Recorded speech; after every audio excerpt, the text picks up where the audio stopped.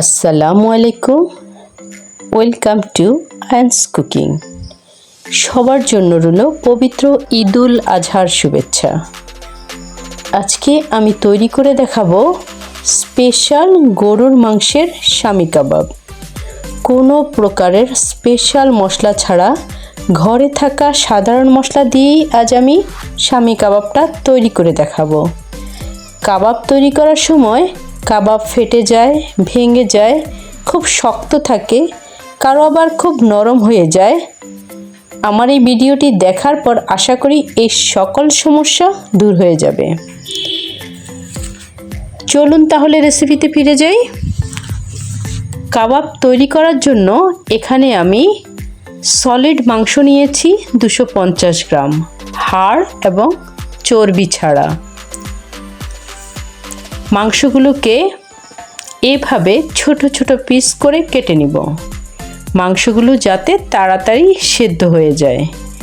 নিয়ে নিয়েছি শামি কাবাবের আরও একটি গুরুত্বপূর্ণ উপকরণ, বুটের ডাল, হাফ কাপ। ডালগুলোকে আমি 2 ঘন্টা নর্মাল পানি দিয়ে ভিজিয়ে রেখেছিলাম। ডালগুলো ভিজে অলমোস্ট ডাবল হয়ে গিয়েছে। ডালগুলো অবশ্যই ভিজিয়ে ব্যবহার করতে হবে, তা না হলে ডাল কিন্তু সেদ্ধ হবে না। মাংসগুলোকে প্যানে ঢেলে দিচ্ছি, ডালগুলোও দিয়ে দিচ্ছি। এ পর্যায়ে যোগ করব মশলা।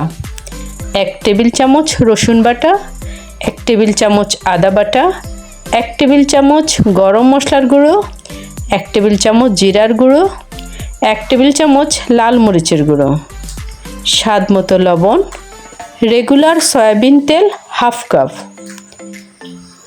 এখন এই সবগুলো উপকরণকে ভালোভাবে মিক্স করে নিব। মশলাগুলো হাত দিয়ে মাখানোর চেষ্টা করবেন। হাত দিয়ে মাখালে মশলাগুলো বেশ ভালোভাবে মিক্স হয়। উপকরণগুলো ভালোভাবে মিশিয়ে নেওয়ার পর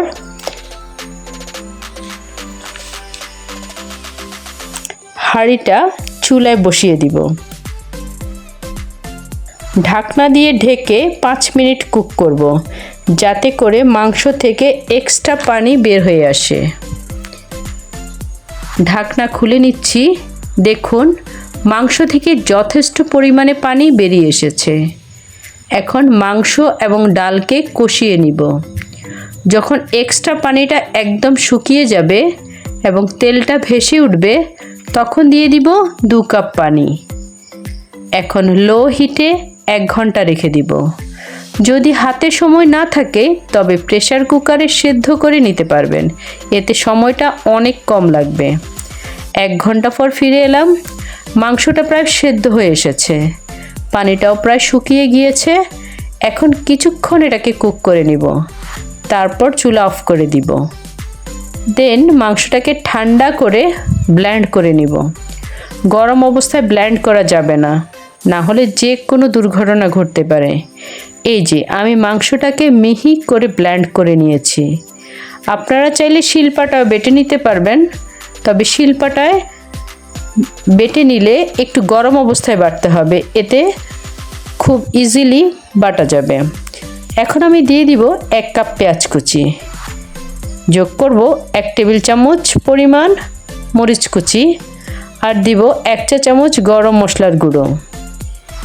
আমি এখন একটা ডিম দিয়ে দিব এতে, এবং এই সবগুলো উপকরণ ভালোভাবে মেখে নিব। আমার মাখানোটা প্রায় শেষ। এখন যদি মিশ্রণটা আমার মতো হয় তাহলে পারফেক্ট, আর যদি মিশ্রণটা টাইট হয় তাহলে আরও একটা ডিম দিতে হবে। যদি মিশ্রণটা নরম হয় তাহলে টোস্ট বিস্কিটের গুঁড়ো দিবেন। এখন আমি টিকিয়ার সাইজটা যেমন হয় সেরকম করে সবগুলো কাবাব তৈরি করে নিব। আপনারা চাইলে একটা এয়ারটাইট বক্সে ভরে ডিপ ফ্রিজে 2 মাসের মতো এই কাবাবগুলোকে সংরক্ষণ করতে পারবেন। যখন গেস্ট আসবে তখন নামিয়ে খুব দ্রুত এটাকে ভেজে পরিবেশন করা যায়। এখন একটা প্যানে তেল গরম করে কাবাবগুলো মাঝারি আঁচে ভেজে নিব।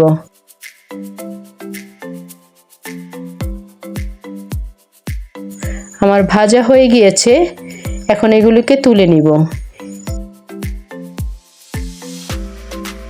এই যে তাহলে তৈরি হয়ে গেল খুব মজাদার শামি কাবাব। আমি একটি কাবাব আপনাদের ভেঙে দেখাচ্ছি। কাবাবটা কতটা পারফেক্ট হয়েছে তা আপনারা দেখে নিশ্চয়ই বুঝতে পারছেন। কাবাবটা খেতে অসম্ভব মজার, ট্রাস্ট মি। কাবাবটা তৈরি করে প্লেন পোলাও, বিরিয়ানি, খিচুড়ির সাথে পরিবেশন করতে পারবেন। এমনকি বিকেলে চায়ের সাথে স্ন্যাক্স আইটেম হিসেবেও পরিবেশন করা যায়। ভিডিওটি কেমন লেগেছে কমেন্টস করে অবশ্যই জানাবেন। আজ আর নয়, ওকে, আল্লাহ হাফেজ।